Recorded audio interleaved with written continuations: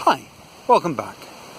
Well, having finished my short series of reflections on My Octopus Teacher, I found myself in that sort of limbo state, the post-project blues, so to speak. And the best way out of that, of course, is, a bit of binge watching on Netflix. And Netflix threw me a bone, The Tiger King. Now, I don't think it was something algorithmic that it appeared at the top of the feed. Not at all. It is their hit documentary of all time, I guess.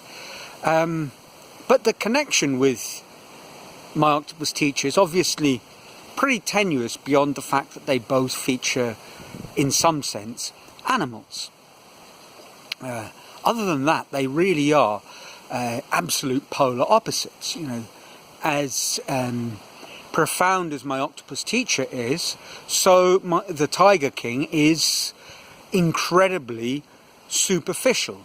As uplifting and heartwarming and inspiring as My Octopus Teacher is, The Tiger King is tawdry, slightly nasty, and as a view of a slice of humanity, quite depressing, really.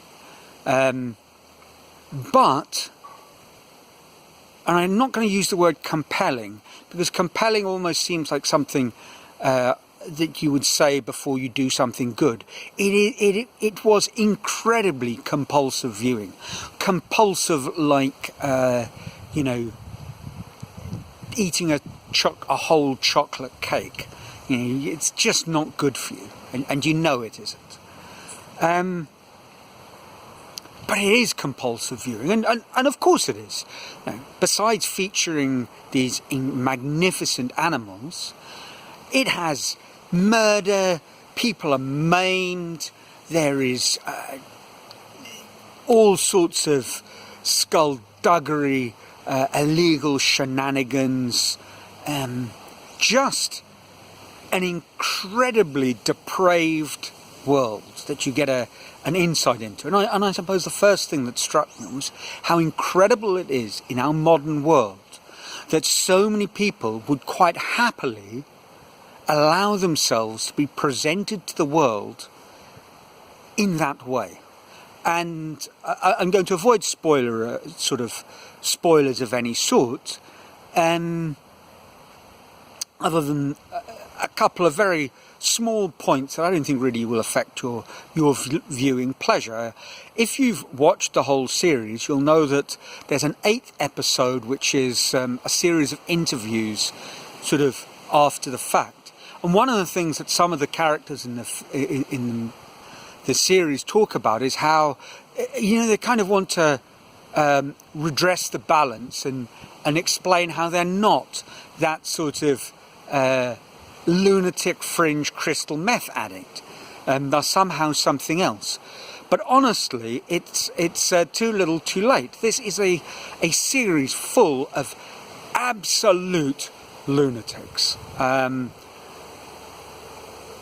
But the thing, I suppose, that it was most disturbing for me was that after watching it and thinking about it for a little bit, I realised, I can see part of my life in this film. Now, that is disturbing. And I have to be very specific, and obviously, having made that claim, explain what I mean. Now, it's got nothing to do with the big cats. The closest I've come to owning cats was at university, our digs.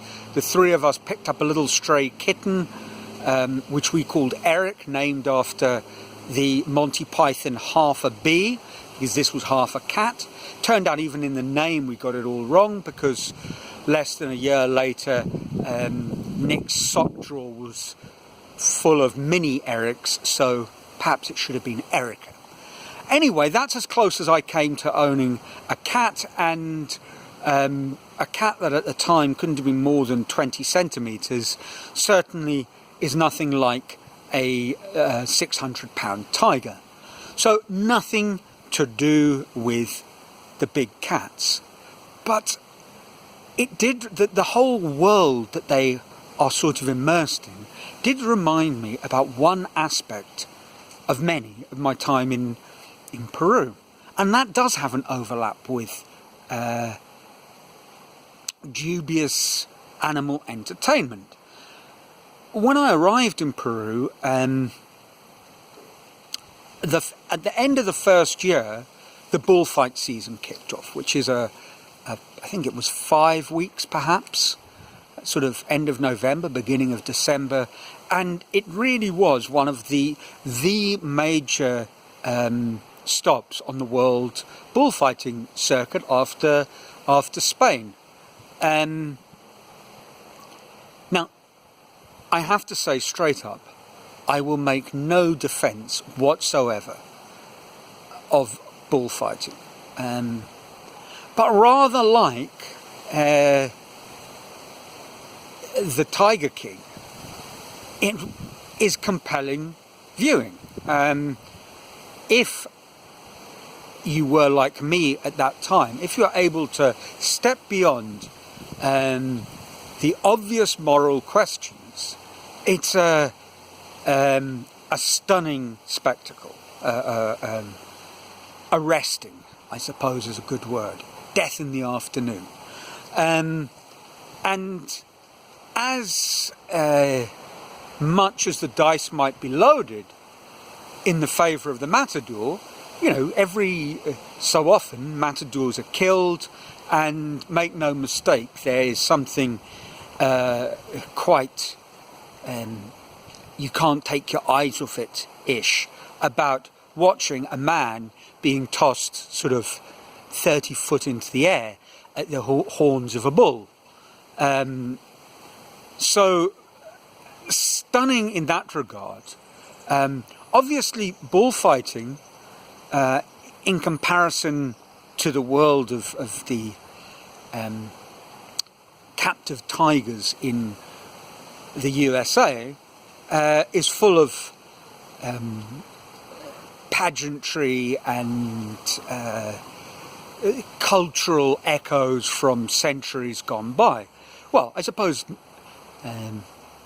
zoos are as well, but my Tiger King was very much it seemed a modern phenomena, you know. And again, no, I'm not going to go into any details, but you know, the kind of characters that seemed to be drawn to it really were quite different to the nobility of times gone by. So, how was bullfighting for us? Well, we'd meet up just before lunchtime in the centre of Lima, and the historic centre, which very much had seen better days. And the bullfighting ring in Lima is in a really, really bad part of town, very dodgy area, certainly on an area you would go, the Rimac, you would go by choice, and full of chances and ne'er-do-wells and desperate people at the bottom of life's wheel of fortune. And it's a small, very intimate sort of bull ring. And so we'd go to the centre of Lima, have a traditional lunch, all the lads who had gathered for that particular day, and drinking would begin early. The bullfights began, I suppose, I guess it was maybe at 3 o'clock, 2 o'clock or 3 o'clock, I can't remember. So we'd have a long boozy lunch, then find ourselves walking up towards the ring. We had the wine skins, the crowds were gathering, we'd meet people we knew, we'd unexpectedly run into people that we hadn't seen for a while. There was a real sense of camaraderie. The drinking carried on. Then there was the bullfight itself, which I won't go into any details about. You know, it is what it is. And after the bullfighting, you know, everyone would pile out into the sort of circle around the Colosseum type, the bull ring, where they would eat, drink and be merry. And it was an amazing day. And I've mentioned booze a few times, and that goes without saying because, you know, that was an inescapable element of the day. And very often, you know, more often than not, I would end up home, and the next day, that last hour or two was absolutely hazy as hell. I had no idea how I got home, what had happened. And it was hardly a surprise. You know, you start drinking at 11, and even if you leave at 6, 7 hours of intense non-stop drinking will take its toll. But there's one day that particularly sticks with me, and I'm going to talk about, I mean, this is a very real incident, and it's a very real person I'm going to talk about, but for once I think, for legal reasons, definitely some form of protection of the not-so-innocent is required, but I have to give him a name, and for those who will obviously know who I'm talking about, there's a reason behind the name, and if you guess what it is, feel free to stick it in a comment, in a bleak reference that will let me know. But for the sake of preserving his innocence, I will call him my friend Lucky. So it was about 6 o'clock. We were in the inevitable state of disrepair.